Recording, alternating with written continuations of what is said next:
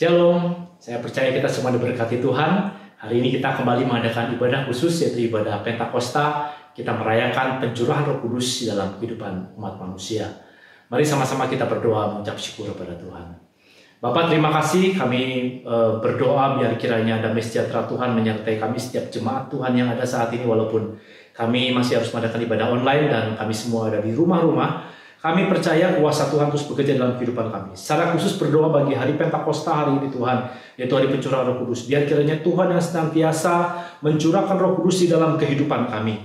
Kuasa Tuhan terus bekerja dalam hidup kami, menolong kami, memampukan kami, untuk kami boleh menjadi saksi Kristus kemanapun kami pergi, kemanapun kami melangkah, kami boleh menjadi alat yang berguna di tangan Tuhan. Jadikan firman Tuhan pada hari ini boleh menjamah hidup kami, memberi kepada kami kekuatan yang baru. Demikian juga dengan hamba-Mu, kiranya Tuhan yang menjamahnya. Apa disampaikannya semuanya hanya berasal dari Tuhan saja dan menjadi berkat bagi kami semua. Terima kasih Bapa. Kami mengucap syukur hanya di dalam nama Tuhan Yesus Kristus. Amin. Haleluya. Bapak Ibu Saudara sekalian, mari kita akan sama-sama belajar firman Tuhan, khususnya pada hari ini kita memperingati hari Pentakosta. Mari kita sama-sama membuka firman Tuhan dari Kisah 2 ayat 1 sampai dengan ayat yang ke-7. Saya akan bacakan bagi Bapak Ibu Saudara sekalian. Ketika tiba hari Pentakosta, semua orang berkumpul di satu tempat. Tiba-tiba turunlah dari langit suatu bunyi, seperti tiupan angin keras yang memenuhi seluruh rumah di mana mereka duduk. Dan tampaklah kepada mereka lidah-lidah seperti nyala api yang bertebaran dan hinggap pada mereka masing-masing. Maka penuhlah mereka dengan Roh Kudus. Lalu mereka mulai berkata-kata dalam bahasa lain, seperti yang diberikan oleh Roh itu kepada mereka untuk mengatakannya. Waktu itu di Yerusalem diam orang-orang Yahudi yang saleh dari segala bangsa di bawah kolong langit. Ketika turun bunyi itu, berkerumunlah orang banyak. Mereka bingung karena mereka masing-masing mendengar rasul-rasul itu berkata-kata dalam bahasa mereka sendiri. Mereka semua tercengang-cengang dan heran, lalu berkata, bukankah mereka semua yang berkata-kata itu orang Galilea? Nah, Bapak Ibu Saudara sekalian, Pentakosta kita memperingati sebagai hari pencurahan Roh Kudus. Tetapi pada dasarnya Pentakosta sudah dimulai sejak zaman Perjanjian Lama. Oleh karena itu dalam Kisah Rasul 2 ayat yang pertama dikatakan pada hari Pentakosta di Yerusalem, gitu ya. Nah, hari Pentakosta ternyata memang sudah dirayakan oleh orang-orang Yahudi pada waktu itu. Ya, apa maksudnya hari Pentakosta? Hari Pentakosta yang pertama itu maksudnya adalah hari raya panen, di mana mereka mengumpulkan hasil panennya dan kemudian membawa ke Bait Allah, mengucap syukur dan mereka memberikannya ke Bait Allah. Nah, Bapak Ibu Saudara sekalian, maknanya apa bagi kita saat ini? Maknanya bagi kita adalah, ayo, mari kita senantiasa mengucap syukur kepada Tuhan. Apa yang kita bisa berikan kepada Tuhan, yaitu setiap pengucapan syukur yang kita mau berikan bagi Allah kita. Dan makna yang kedua, itu adalah dirayakan sebagai hari turunnya loh batu dari Tuhan melalui Musa, yaitu 10 perintah Tuhan. Apa maksudnya? Maksudnya adalah mengingatkan kita untuk selalu taat dan tunduk kepada firman Tuhan. Kita belajar bahwa firman yang datang dari Allah itu boleh memberkati, menjamah hidup kita, memberi kepada kita kedewasaan rohani di dalam kehidupan ini. Dan yang ketiga, saudara sekalian, adalah Pentakosta itu adalah pencurahan Roh Kudus. Nah, namun saya ingin bertanya pada Bapak Ibu saudara sekalian, pencurahan Roh Kudus itu bagi orang percaya tujuannya untuk apa? Nah, ini yang mau kita pelajari, saudara. Mari kita sama-sama melihat terlebih dahulu, kita flashback sedikit ke belakang, yaitu pada hari kenaikan Tuhan Yesus ke surga. Kita baca dari Kisah Rasul 1 ayat 6 sampai dengan ayat yang ke-11. Maka bertanyalah mereka yang berkumpul di situ, Tuhan, maukah engkau pada masa ini memulihkan kerajaan bagi Israel? Jawabnya, engkau tidak perlu mengetahui masa dan waktu yang ditetapkan Bapa sendiri menurut kuasanya, tetapi kamu akan menerima kuasa kalau Roh Kudus turun ke atas kamu, dan kamu akan menjadi saksiku di Yerusalem dan di seluruh Yudea dan Samaria dan sampai ke ujung bumi. Sesudah ia mengatakan demikian, terangkatlah ia, disaksikan oleh mereka, dan awan menutupnya dari pandangan mereka. Ketika mereka sedang menatap ke langit, waktu ia naik itu, tiba-tiba berdirilah 2 orang berpakaian putih dekat mereka dan berkata kepada mereka, hai orang-orang Galilea, mengapa kamu melihat ke langit? Di Yesus ini yang terangkat ke surga meninggalkan kamu akan datang kembali dengan cara yang sama seperti kamu melihat dia naik ke surga. Nah, tujuan daripada Pentakosta itu ada di dalam Kisah Rasul 1 ayat yang ke-8. Saya punya sebuah keyakinan bahwa seluruh isi dari Kisah para Rasul itu sebetulnya intinya adalah Kisah 1 ayat yang ke-8. Saya bacakan kembali bagi Bapak Ibu Saudara sekalian, tetapi kamu akan menerima kuasa kalau Roh Kudus turun ke atas kamu, dan kamu akan menjadi saksiku di Yerusalem dan di seluruh Yudea dan Samaria dan sampai ke ujung bumi. Nah, Bapak Ibu Saudara sekalian, kenapa hari Pentakosta itu dirayakan? Itu sebagai hari pencurahan Roh Kudus. Karena Roh Kudus itu akan menjamah kehidupan setiap orang percaya, dan kuasa Tuhan menjamah hidup kita. Dan ketika kuasa Tuhan menjamah kehidupan kita, kita akan menjadi saksi Tuhan yang efektif. Kita akan menjadi orang-orang yang dipakai Tuhan untuk mengabarkan kabar keselamatan bagi setiap orang. Jadi saya agak meragukan kalau orang sudah menerima Tuhan dalam kehidupannya, ada Roh Kudus dalam hidupnya, tapi dia nggak ngapa-ngapain. Tapi dia tidak pernah mengabarkan Injil. Tapi dia tidak pernah menyampaikan kabar firman Tuhan. Dia tidak pernah menyampaikan sesuatu hal tentang Tuhan kepada orang-orang yang ada di sekitarnya. Saya agak heran kalau melihat orang yang katakan dia orang Kristen, tapi tingkah lakunya, kehidupannya itu sama sekali bertentangan dengan norma-norma kekristenan yang ada. Karena kenapa saudara sekalian? Karena ketika kita menerima Tuhan sebagai Tuhan dan Juru Selamat pribadi, kita akan menerima kuasa dalam kehidupan kita. Dan kuasa itu adalah kuasa yang sangat luar biasa, yang akan menjamah hidup kita, dan kita menjadi saksi Tuhan kemanapun kita pergi. Sebetulnya saudara sekalian, hari Pentakosta adalah simple. Bagaimana Roh Kudus tercurah atas kehidupan kita, dan kita menjadi saksi Tuhan yang efektif. Namun hari ini Bapak Ibu Saudara sekalian, saya agak sedikit heran ketika saya membaca dua bagian perikop tadi saudara sekalian. Ya, ternyata malaikat Tuhan di dalam ayat yang ke-11 itu berkata demikian saudara sekalian. Hai orang-orang Galilea, mengapa kamu berdiri melihat ke langit? Yesus yang terangkat ke surga meninggalkan kamu akan datang kembali dengan cara yang sama. Kita tahu bagaimana Tuhan Yesus naik ke surga. Dan waktu itu ada 120 orang melihat Yesus naik ke surga. Tetapi perkataan malaikat Tuhan yang agak sedikit membingungkan bagi saya. Dan inilah yang akan menjadi topik kita pada hari ini. Pembahasan firman Tuhan pada hari ini. Karena firman Tuhan pada hari ini saya beri judul Orang Galilea. Nah, Bapak Ibu Saudara sekalian, coba kita perhatikan kembali. Malaikat Tuhan mengatakan begini kan, hai orang-orang Galilea. Tadi saya katakan di bukit itu, saudara sekalian, ketika Yesus naik ke surga, ada 120 orang. Apakah semuanya 120 orang itu adalah orang-orang Galilea? Bukan kan? Karena sebagian mungkin adalah orang Galilea, saudara sekalian. Tapi kenapa malaikat Tuhan berkata, hai orang-orang Galilea? Nah, saudara sekalian, di dalam Kisah 2 ayat yang ke-7 itu juga sama kalimatnya saudara sekalian. Ketika orang-orang banyak itu mendengarkan para murid, ya, yang banyak itu mereka berkata-kata dengan bahasa-bahasa yang lain, mereka heran.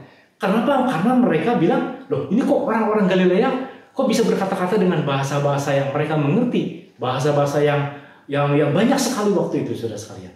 Karena Roh Kudus tercurah atas para murid Yesus waktu itu. Nah, Bapak Ibu Saudara sekalian, saya ingin membahas tentang Galilea. Galilea adalah sebuah danau di utara Israel yang memiliki 4 nama. Yang pertama namanya adalah Galilea, yang kedua adalah namanya Tiberias, yang ketiga adalah namanya Genesaret, yang keempat adalah namanya Kineret. Ya. Diberi nama Tiberias karena memang di pinggir danau itu dibuat sebuah kota, dan kota itu dipersembahkan kepada Kaisar Tiberias pada waktu itu. Dan disebut Kineret, ya, di dalam bahasa Ibrani itu artinya harpa, saudara sekalian. Genesaret artinya sama, hanya Genesaret dalam bahasa Yunani. Dan Galilea sendiri itu memiliki arti revolution of the world, artinya sirkuit, saudara, artinya roda, roda yang berputar, saudara sekalian. Artinya begini, selama roda berputar itu pasti tidak pernah berhenti, pasti masih ada pengharapan. Selama roda berputar, pengharapan itu tetap ada, saudara sekalian. Malaikat Tuhan ingatkan kita, bahkan menekankan, hai orang-orang Galilea. Orang-orang Galilea adalah orang-orang yang akan bertemu dengan Tuhan Yesus. Saya ingin sampaikan yang pertama, saudara sekalian, mengenai orang Galilea ini adalah Galilea adalah bicara orang yang terus mencari Tuhan. Orang Galilea adalah orang yang tidak pernah berhenti mencari Tuhan, tidak pernah berhenti hidup benar. Orang-orang yang selalu menanti-nantikan Tuhan. Mereka adalah orang-orang yang melihat Tuhan Yesus naik ke surga, dan mereka akan melihat lagi Tuhan Yesus turun dengan cara yang sama. Tentunya, saudara sekalian, tidak berbicara secara harafiah karena para murid sekarang sudah tidak ada. Tetapi kita adalah orang-orang Galilea rohani. Kita adalah orang-orang yang menanti-nantikan Tuhan. Kita adalah orang-orang yang punya pengharapan yang pasti di dalam Tuhan. Kita adalah orang-orang Galilea, saudara sekalian. Kita adalah orang-orang yang selalu menanti-nantikan Tuhan, dan kita akan melihat nanti Tuhan Yesus akan turun ke bumi ini sama seperti dia naik ke surga. Dan pengharapan di dalam Tuhan adalah pengharapan yang tidak pernah mengecewakan. Mari jangan berhenti berpengharapan di dalam Tuhan, saudara sekalian. Ada dua orang berjalan dari Yerusalem menuju ke Emmaus. Mereka yang satu bernama Kleopas, yang satu tidak tahu namanya, saudara sekalian. Mereka berjalan dari Yerusalem menuju ke Emmaus. Dari Yerusalem menuju ke Emmaus jalannya menurun, saudara. Yerusalem ketinggiannya 800 meter. Kira-kira kalau disamakan dengan keadaan kita sekarang seperti kota Lembang, saudara sekalian. 800 meter, Bandung 700 sekian, Lembang 800, saudara sekalian ya. Nah, jalan menurun menuju ke Emmaus. Ya. Jaraknya itu kira-kira 7 mil, firman Tuhan katakan demikian. Kira-kira 11 kilometer, saudara. Dan ketika mereka berjalan, tiba-tiba Tuhan itu ada di tengah-tengah mereka. Dan ketika mereka terus berjalan, mereka tidak menyadari bahwa itu adalah Tuhan Yesus. Mereka bercakap-cakap, mereka heran kenapa ada orang yang tidak mengetahui, katanya bahwa ada seorang bernama Yesus mati di atas kayu salib dan sebagainya, saudara sekalian. Dan kemudian mereka berjalan dengan keadaan yang putus asa. Saudara, saya ingin sampaikan pada Bapak Ibu saudara sekalian, orang yang berhenti mencari Tuhan, berhenti dalam pengharapan, mereka akan mengalami keputusasaan. Emmaus, jalan dari Yerusalem menuju ke Emmaus, itu jalan yang menurun. Emmaus berbicara mengenai keputusasaan. Seringkali kita datang ke gereja, muka kita muram. Seringkali kita dengar khotbah, tampang kita suram, saudara sekalian. Dan pulang ke gereja, tetap saja kita jadi orang yang seram. Dan orang seperti ini, tentunya masa depannya suram. Bapak Ibu saudara sekalian, kedua murid itu berjalan menurun. Walau saudara ada dalam keputusasaan, lalu saudara berhenti berpengharapan, saudara berhenti berdoa, saudara berhenti membaca firman Tuhan, saudara mulai berhenti melakukan kebenaran firman Tuhan, maka saudara sedang mengalami sebuah perjalanan yang menurun di dalam kerohanian saudara. Dan itu tidak bisa dibiarkan, saudara sekalian. Kita adalah umat-umat Tuhan. Kita tidak berjalan menurun. Kita harus berjalan menaik, semakin hari semakin naik, semakin hari melihat segala kebaikan Tuhan di dalam kehidupan ini. Jangan pernah berhenti mencari Tuhan. Ketika murid ini bertemu dengan Tuhan dan menyadari Tuhan itu adalah Tuhan Yesus, saudara sekalian. Walaupun kemudian Tuhan menghilang dari mereka. Mereka yang sudah sampai di Emmaus, mereka balik lagi ke Yerusalem pada sore hari sampai malam hari, saudara. Balik lagi jalannya menanjak, tapi mereka lakukan dengan sukacita. Mereka lakukan dengan pengharapan. Mereka lakukan dengan semangat yang begitu luar biasa sampai mereka bertemu dengan murid-murid di Yerusalem dan mereka menceritakan segala sesuatu yang mereka bertemu dengan Tuhan Yesus pada waktu itu. Nah, pasti Tuhan akan menolong kita, saudara sekalian. Dia pasti akan memampukan kita untuk kita selalu berpengharapan kepada Tuhan. Walaupun jalan terus menanjak dalam kehidupan ini. Saudara, saya percaya semua orang kalau saya tanya, apakah jalan sekarang sedang menanjak? Ya. Kenapa, saudara sekalian? Karena kita semua sedang menghadapi persoalan yang sama. Ada orang-orang yang takut kena COVID-19. Di balik itu, saudara sekalian, ada persoalan yang lebih besar, masalah ekonomi, masalah-masalah yang lain, pekerjaan, saudara sekalian, masalah negara ini, saudara. Ada banyak ketakutan, ada banyak kebimbangan dalam kehidupan kita. Kita seringkali bingung, apakah ada pengharapan di masa depan kita. Saudara, jangan pernah berhenti berharap kepada Tuhan. Jadilah orang Galilea, saudara sekalian. Orang-orang yang selalu menantikan Tuhan di dalam kehidupannya. Saya mau ceritakan lagi saudara tentang satu orang perempuan yang setiap tahun datang dengan suaminya ke kota Silo. Ya, si perempuan ini namanya Hana, saudara sekalian. Suaminya namanya Elkana.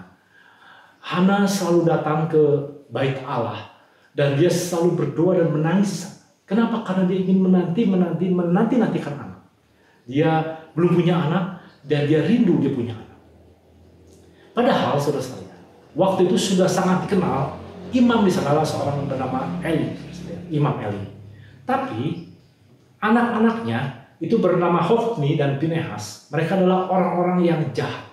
Walaupun mereka adalah keturunan imam, tapi mereka sering mengambil persembahan-persembahan yang dipersembahkan di bait Allah itu, saudara sekalian.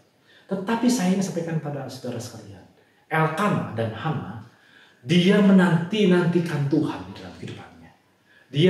Dia percaya bahwa Tuhan pasti akan menolong. Dia tidak lupa setiap kali datang ke bait Allah dia persembahkan korban bakaran kepada Tuhan.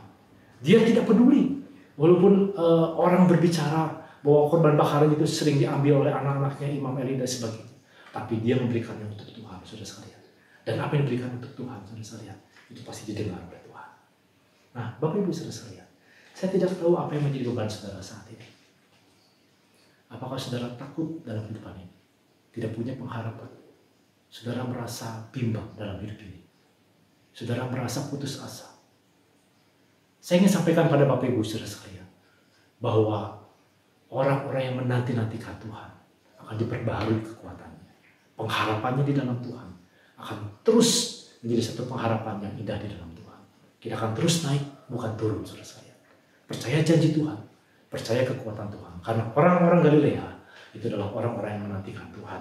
Yang kedua, saudara sekalian, berbicara mengenai orang Galilea, itu berbicara mengenai orang yang rendah hati. Jadi selain Galilea berbicara mengenai orang yang tidak pernah berhenti mencari Tuhan, orang Galilea juga berbicara mengenai orang yang rendah hati. Ya. Orang Galilea juga berbicara mengenai orang-orang yang sederhana. Danau ini, saudara sekalian, ini merupakan danau air tawar yang terendah kedua di dunia. Karena di bawah permukaan air, saudara sekalian. Ya. Yang paling rendah itu adalah Laut Mati, saudara sekalian. Di Laut Mati, air tidak keluar lagi, sehingga danau itu menjadi asin dan tidak ada kehidupan di sana. Tapi Danau Galilea, saudara sekalian, itu adalah sebuah danau yang walaupun tempatnya rendah dan sungai atau air mengalir dari utara menuju ke danau Galilea, itu airnya dingin. Tetapi saudara, di bawah tanah itu ada air panas yang keluar menuju ke danau itu, saudara sekalian. Jadi di danau Galilea itu airnya selalu hangat. Sehingga akhirnya banyak ikan di sana, banyak kehidupan di sana, saudara sekalian. Nah, saudara tahukah bahwa 70% mujizat Tuhan itu terjadi di wilayah Galilea, saudara. Kita sebut saja Tuhan Yesus memanggil 4 orang daripada 12 murid itu di Danau Galilea, saudara sekalian. Tuhan Yesus mengajar khotbah di bukit itu di pinggir Danau Galilea, saudara. Tuhan Yesus memberi makan 5.000 orang dengan 5 roti dan 2 ikan. Itu tepatnya di pinggir Danau Galilea, yang sekarang namanya Tabak, saudara sekalian. Dan kita tahu cerita bagaimana Yesus berjalan di atas air, ya, bagaimana dia menghardik danau. Itu semuanya kejadian itu adalah di Danau Galilea. Ada banyak mujizat Tuhan terjadi di Galilea, saudara sekalian. Kenapa? Galilea berbicara mengenai orang-orang yang rendah hati. Galilea berbicara mengenai orang-orang yang sederhana. Waktu saudara rendah hati, maka mujizat Tuhan akan menjadi bagian di dalam kehidupan saudara. Waktu kita merasa kuat, kita menjadi sombong, kita merasa besar dan mampu, maka mujizat Tuhan tidak pernah terjadi. Tapi waktu kita merendahkan hati kita, mujizat Tuhan justru terjadi pada saat saudara mengalami kuasa Allah itu. Mari Bapak Ibu Saudara sekalian, kita melihat hari-hari ini biar Allah memberikan mujizat di dalam kehidupan kita. Makin besar mujizat itu, makin luar biasa, saudara sekalian. Saudara, saya ingin sampaikan pada Bapak Ibu Saudara sekalian, persoalan kecil akan memberikan mujizat yang kecil, tapi persoalan yang besar akan mendatangkan mujizat yang besar. Kita seringkali takut menghadapi persoalan yang besar dalam kehidupan ini. Tapi saya ingin sampaikan, ketika kita mengalami mujizatnya, ketika kita mengalami persoalan yang besar, maka mujizat besar akan terjadi di dalam kehidupan kita. Kita melihat hari-hari ini mujizat semakin besar. Mujizat semakin besar, semakin luar biasa, dan itu akan datang pada saudara dan saya ketika kita merendahkan hati kita, saudara sekalian. Ketika kita merendahkan hati kita, maka Tuhan pasti akan memberikan jalan keluar di dalam hidup ini. Jadi mari kita menjadi orang-orang Galilea, orang-orang yang rendah hati. Dan yang ketiga, saudara sekalian, yang terakhir, Galilea berbicara mengenai orang yang menerima Roh Kudus. Mari kita kembali membaca Kisah Rasul 1 ayat 6 sampai dengan ayat yang ke-8. Maka bertanyalah mereka berkumpul di situ, Tuhan, maukah engkau pada masa ini memulihkan kerajaan bagi Israel? Jawabnya, engkau tidak perlu mengetahui masa dan waktu yang ditetapkan Bapa sendiri menurut kuasanya. Tetapi kamu akan menerima kuasa kalau Roh Kudus turun ke atas kamu, dan kamu akan menjadi saksiku di Yerusalem dan di seluruh Yudea dan Samaria dan sampai ke ujung bumi. Nah, Bapak Ibu Saudara sekalian, selama 40 hari Tuhan Yesus menampakkan diri kepada para murid. Dan tiba saatnya kemudian mereka akan menyaksikan Tuhan Yesus naik ke surga. Tuhan sudah menjanjikan bahwa akan ada Roh Kudus yang dicurahkan bagi mereka. Nah, aneh bukan? Ketika mereka sudah menyaksikan kebangkitan Yesus, mereka melihat Yesus menampakkan diri berkali-kali, dan mereka siap-siap untuk melihat Yesus naik ke surga. Satu hal yang sangat rohani yang akan mereka saksikan, saudara sekalian. Ya, tetapi masih ada orang yang bertanya, Tuhan, maukah pada masa ini memulihkan kerajaan bagi Israel? Memang pada saat itu Israel dijajah oleh bangsa Romawi. Tapi Tuhan bukan datang untuk membebaskan mereka dari penjajahan orang Romawi. Tuhan mau membebaskan hidup mereka dari dosa.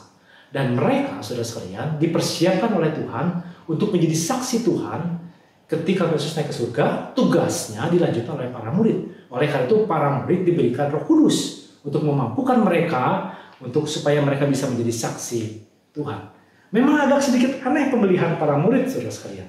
Ya, karena para murid itu sebagian itu dipilih adalah orang Galilea. Orang Galilea itu adalah orang-orang yang sederhana. Orang-orang yang tidak terpelajar, orang yang pekerjaannya hanya nelayan. Mereka mungkin orang-orang yang kasar. Mereka orang-orang yang sederhana saja, saudara, karena pekerjaan mereka nelayan. Tetapi Tuhan katakan begini, mulai hari ini, kamu para penjala ikan akan kujadikan penjala manusia, saudara. Dan ketika mereka mengikut Yesus dalam rombongan bahkan yang lebih besar, saudara, itu maaf bicara, saudara, ada di antara mereka yang bekas pelacur, ada yang bekas orang gila, ada yang bekas orang sakit kusta, saudara sekalian. Dan itu orang-orang seperti itu. Bahkan ada orang yang mengkhianati Tuhan Yesus, kan? Yaitu Yudas di antara 12 murid. Bahkan Petrus pun pernah berbohong ketika ada satu orang berkata bahwa kamu adalah murid Yesus. Dia berbohong sampai kemudian 3 kali berbohong, seekor ayam berkokok, saudara sekalian. Dan mereka adalah orang-orang yang tidak terpelajar. Mereka orang-orang yang kasar, saudara sekalian. Oleh karena itu, saudara, dalam Kisah 2 ayat yang ke-7 itu berbunyi demikian. Mereka itu adalah orang-orang yang orang banyak di Yerusalem.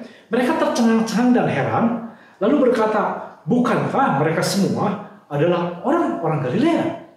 Nah, ini orang Galilea yang kedua, saudara sekalian. Ya. Mengenai murid, saudara, bukannya Tuhan Yesus salah. Tuhan Yesus tidak pernah salah, saudara sekalian. Atau Tuhan Yesus tidak pernah menghiraukan latar belakang mereka, begitu ya. Maksudnya begini, saudara, pada intinya Tuhan Yesus mengungkapkan bukan dari mana atau dari latar belakang mana kita, dari keluarga apa kita, apakah kita orang yang kaya, apakah kita orang yang terpelajar, apakah kita orang yang pendidikannya tinggi atau rendah, atau siapa saja kita, saudara sekalian. Latar belakang apapun juga, kita ini punya pengalaman apapun juga, saudara sekalian, siapapun kita adalah orang-orang yang dipenuhi oleh Roh Kudus, dan kita akan menjadi orang-orang yang dipakai Tuhan dengan luar biasa. Tuhan Yesus sanggup pakai kita untuk segala kemuliaannya, saudara sekalian. Oleh karena itu Roh Kudus curahkan atas kehidupan kita. Oleh karena itu, saudara sekalian, Petrus membuktikan pada saat pencurahan Roh Kudus itu. Bukankah Petrus berkhotbah setelah pencurahan Roh Kudus itu, dan dia mulai berkhotbah, saudara sekalian, tentang Yesus. Dan pada saat itu katanya 3.000 orang itu percaya dan dibaptis. Bukankah ini adalah peristiwa yang luar biasa? Oleh karena itu, saudara sekalian, mari orang-orang Galilea, Orang-orang yang menerima pencurahan Roh Kudus. Jangan biarkan hidup kita adalah hidup yang biasa-biasa saja. Tapi kita harus menjadi orang-orang yang dipakai Tuhan dengan luar biasa. Tuhan punya maksud dan tujuan yang luar biasa dalam kehidupan kita. Kita akan menjadi saksi Tuhan kemanapun kita pergi. Dan kita akan melayani Tuhan seumur hidup kita, saudara sekalian. Kita akan menjadi orang-orang yang dipakai Tuhan dengan luar biasa. Jadi marilah kita menjadi orang-orang Galilea. Yaitu yang pertama, orang yang selalu menanti-nantikan Tuhan. Yang kedua adalah orang yang rendah hati. Dan yang ketiga adalah orang-orang yang menerima Roh Kudus di dalam hidup kita. Amin. Mari kita berdoa mengucap syukur kepada Tuhan. Bapa, terima kasih untuk hari ini. Kami boleh bersama-sama mengadakan ibadah Pentakosta. Kami rindu Tuhan, supaya Tuhan pakai kami dengan luar biasa. Kami boleh menjadi alat yang berguna di tangan Tuhan. Kami boleh menjadi saksi Tuhan kemanapun kami pergi. Apapun yang kami kerjakan, semuanya untuk hormat kemuliaan nama Tuhan. Oleh karena itu ya Tuhan, jadikan kami menjadi orang-orang Galilea. Yaitu orang-orang yang selalu menanti-nantikan Tuhan. Yang selalu berpengharapan kepada Tuhan. Yang pengharapannya tidak pernah pudar kepada Tuhan. Yaitu kami semua adalah orang-orang yang akan menerima perkara-perkara yang besar di dalam Tuhan. Jadikan kami juga orang-orang Galilea. Orang-orang yang rendah hati ya Tuhan. Karena kami percaya ada mujizat turun dalam kehidupan kami. Yaitu kepada setiap orang-orang yang memiliki kerendahan hati.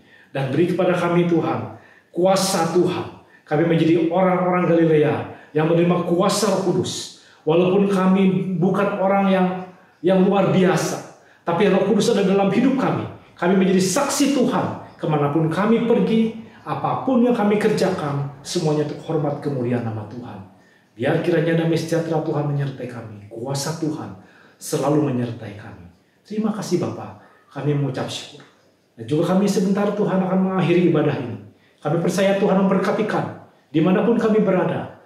Apapun yang kami kerjakan semuanya. Tuhan yang selalu memberkati kami. Kami percaya Tuhan ketika kami berharap kepada Tuhan. Kami merendahkan hati kami di hadapan Tuhan. Roh Kudus akan tercurah dalam kehidupan kami. Dan Roh Kudus itu yang memampukan kami untuk kami boleh menjadi saksi Kristus kemanapun kami melangkah. Ajar kami Tuhan dalam menghadapi kehidupan ini. Kami terus berharap kepada Tuhan. Dan meletakkan setiap keyakinan hidup kami. Yaitu pengharapan kami hanya ke dalam tangan Tuhan saja. Kerjakanlah Tuhan mujizat yang luar biasa dalam kehidupan kami. Perkara-perkara besar yang mau Tuhan tujukan dalam kehidupan kami. Kami akan menyaksikan, kami akan melihat, dan kami akan mengalami kuasa Allah yang tak terbatas itu. Terima kasih Bapa, kami mengucap syukur. Mari Bapak Ibu saudara sekalian, arahkanlah hatimu kepada Tuhan, terimalah berkat yang datang daripada Allah saja. Biarlah kiranya damai sejahtera daripada Allah Bapa, kasih dan pengorbanan dari Tuhan Yesus Kristus, penyertaan, pertolongan, bahkan perlindungan daripada Roh Kudus, menyertai Bapak Ibu saudara sekalian. Mulai saat ini sampai Maranatha, Tuhan Yesus datang yang kedua kali. Yang percaya katakan, amin. Puji Tuhan, demikian firman Tuhan pada hari ini. Dan kita percaya, kita tetap semangat, kita tetap sehat semuanya dalam lindungan Tuhan. Amin.